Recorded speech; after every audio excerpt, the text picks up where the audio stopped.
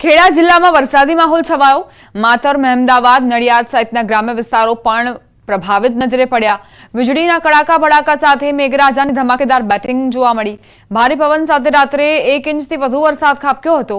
ભારે વરસાદ પડતા ખેડૂતો ચિંતામાં મુકાયા। હવામાન વિભાગનું આગાહી પ્રમાણે જ વરસાદ વરસી રહ્યો છે। ગત મોડી રાત્રે પણ મોટાભાગના વિસ્તારો પ્રભાવિત થયા હતા।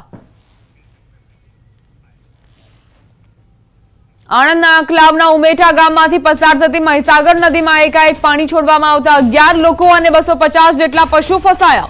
સ્થાનિકોએ 11 લોકોનું રેસ્ક્યુ કરી બચાવી લીધા। જો કે પશુઓ હાલ પણ નદીમાં પાણી વચ્ચે ફસાયેલા છે। સમગ્ર ઘટનાની જાણ આંકલાવના પ્રશાસનને કરતા આંકલાવ મામલતદાર, જિલ્લાનું તંત્ર, ફાયર બ્રિગેડની ટીમ ઘટના સ્થળે પહોંચે તે પહેલા સ્થાનિક માછીમારોએ 11 લોકોનું રેસ્ક્યુ કરી બહાર કાઢી લીધા।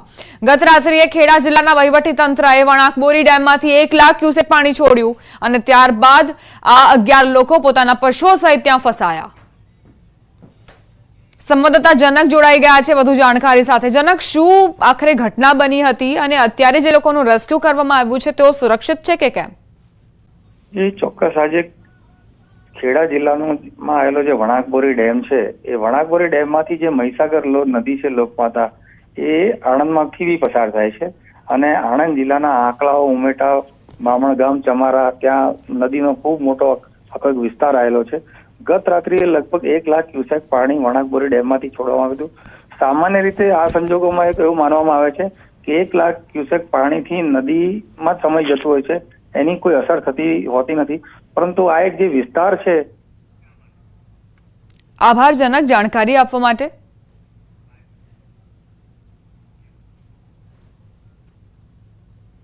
ખેડા જિલ્લાના મહેમદાવાદમાં મુશળધાર વરસાદ ખાબક્યો। 20 દિવસના વિરામ બાદ મુશળધાર વરસાદ વરસ્યો। વીજળીના કડાકા ભડાકા સાથે વરસાદનું આગમન થયું। આણંદ જિલ્લાના વાતાવરણમાં પલટો નજરે પડ્યો। કરમસદમાં વરસાદી વાતાવરણ સર્જાયું। જોકે કરમસદથી 1 કિલોમીટર દૂર વિદ્યાનગર આણંદમાં ક્યાંય વરસાદ નથી।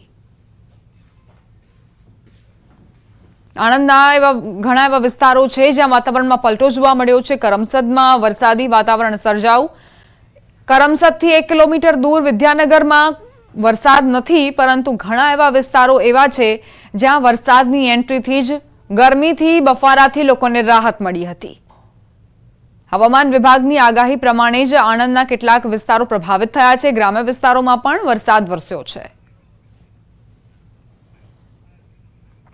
ગાંધીનગરના દહેગામમાં વરસાદ ખાબક્યો। દિવસભરના ભારે ઉકળાટ બાદ વરસાદ પડતા વાતાવરણમાં ઠંડક પ્રસરી।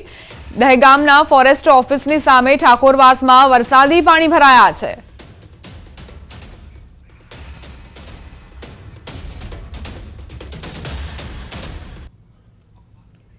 પંચમહાલ જિલ્લામાં વરસાદી માહોલ। ઘોઘંબા તાલુકાના પૂર્વ વિસ્તારમાં ગાજવીજ અને પવન સાથે વરસાદ ખાબક્યો। ભારે ઉકળાટ બાદ સાંજના સમયે વરસાદી ઝાપટા નોંધાયા। સતત 2 દિવસથી વરસતા વરસાદને લઈ ધરતીપુત્રો ચિંતિત બન્યા। પવનના કારણે ડાંગરનો પાક જમીનદોસ્ત થયો। સંવાદદાતા રાજેશ જોડાઈ ગયા છે વધુ જાણકારી સાથે। રાજેશ, પંચમહાલના કયા એવા વિસ્તારો જે વરસાદથી પ્રભાવિત? ચોક્કસ દીપા, વાત કરવામાં તો પંચમહાલ જિલ્લામાં દિવસભર ભારે ઉકળાટનું વાતાવરણ હતું અને સાંજે જ વરસાદી માહોલ ગાજવીજ સાથે જોવા મળી રહ્યો છે। પંચમહાલ જિલ્લાના ઘોઘંબા તાલુકાના પૂર્વ વિસ્તારો સાથે સાથે જ ગોધરા શહેરી વિસ્તારમાં પણ હાલ વરસાદી માહોલ જોવા મળી રહ્યો છે। જોકે વરસાદથી બફારામાં આંશિક રાહત થઈ છે, પરંતુ ધરતીપુત્રોના જીવ પડીકે બંધાયા છે। હાલ જે લણણીને આવેલી મકાઈનો પાક છે, સાથે સાથે ડાંગરનો પાક છે, તે જમીનદોસ્ત થતા ખેડૂતો હાલ ચિંતિત જોવા મળી રહ્યા છે। હવામાન ખાતાની જે પ્રકારે આગાહી હતી તે મુજબ હાલ પંચમહાલ જિલ્લાના કેટલાય વિસ્તારોમાં સર્જિત જે વાતાવરણ છે વરસાદી માહોલ વાળું જોવા મળી રહ્યું છે। જી આભાર રાજેશ જાણકારી માટે।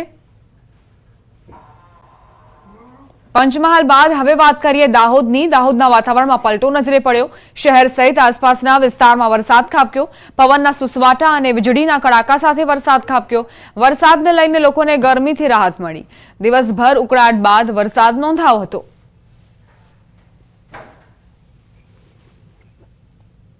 સાબરકાંઠામાં લાંબા વિરામ બાદ વરસાદી માહોલ જામ્યો। ગાજવીજ અને પવન સાથે વરસાદ વરસ્યો। અસહ્ય ઉકળાટ બાદ વરસાદી માહોલ છવાયો। ખેડૂતોમાં ચિંતાનો માહોલ ઉભો થયો। હિંમતનગરના હડિયોલ, ગઢોડા, આકોદરા, કેસરપુરા સહિતના ગામડાઓમાં વરસાદ વરસ્યો હતો।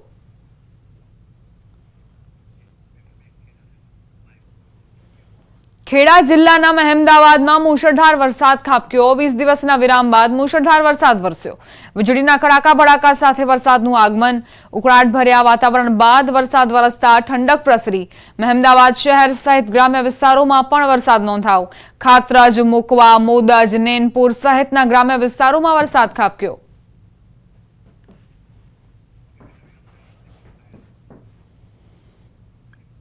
સમાચાર અમદાવાદથી પ્રાપ્ત થઈ રહ્યા છે પ્રહલાદનગરમાં વરસાદ વરસ્યો છે પવન સાથે વરસાદી માહોલ જામ્યો પવનની ગતિ પણ વધુ નોંધાઈ વરસાદથી વાતાવરણમાં ઠંડકનો અહેસાસ અમદાવાદીઓને થઈ રહ્યો છે કારણ કે ગરમી અને બફારાના કારણે અમદાવાદીઓ પરેશાન હતા સવાર દરમિયાન તડકાએ પણ પરેશાનીનો સામનો કરવા મજબૂર કર્યા હતા અમદાવાદીઓને અને હવે વરસાદની એન્ટ્રીથી જ ઠંડકનો અહેસાસ લોકોને થઈ રહ્યો છે અમદાવાદમાં ફરી વરસાદી માહોલ જામ્યો છે લાંબા વિરામ બાદ વરસાદ વરસતા વાતાવરણમાં ઠંડક પ્રસરી ભારે ઉકળાટ અને ગરમીથી અમદાવાદીઓને થોડી રાહત મળી છે અમદાવાદના કેટલાક વિસ્તારોમાં વરસાદ નોંધાયો ચાણક્યપુરી ઘાટલોડિયા સાયન્સ સિટીમાં વરસાદ ભારે પવન સાથે ધોધમાર વરસાદની એન્ટ્રીથી લોકોને ઠંડકનો અહેસાસ થયો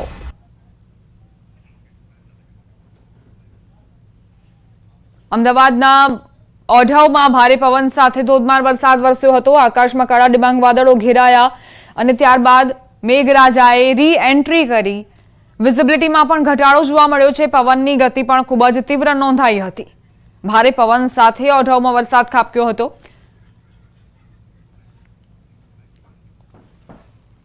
હવે વાત કરીએ સાણંદની જ્યાં ગ્રામ્ય વિસ્તારમાં વરસાદી માહોલ સર્જાયો લાંબા વિરામ બાદ હવામાન વિભાગની આગાહી પ્રમાણે જ ધીમી ધારે વરસાદ વરસ્યો સાણંદના ગ્રામ્ય પંથકમાં સતત વરસાદથી પાણી જ પાણી નજરે પડી રહ્યા છે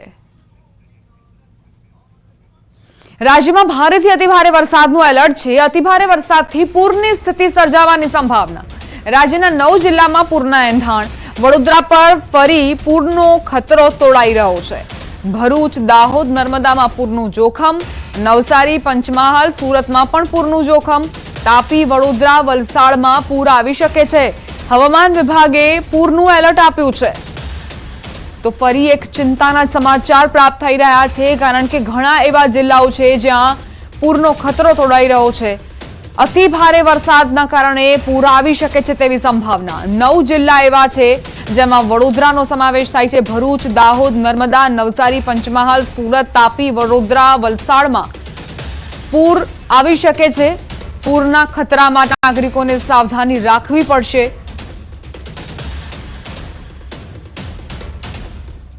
વરસાદને લઈને હવામાન વિભાગની આગાહી આગામી 5 દિવસ ભારેથી અતિભારે વરસાદ પડશે દક્ષિણ ગુજરાતમાં ભારેથી અતિભારે વરસાદની સંભાવના વલસાડ દમણ ડાંગ સુરત નવસારીમાં આગાહી તાપી ગીર સોમનાથમાં પણ વરસાદ ખાબકશે 30 થી 40 કિલોમીટરની ઝડપે પવન ફૂંકાશે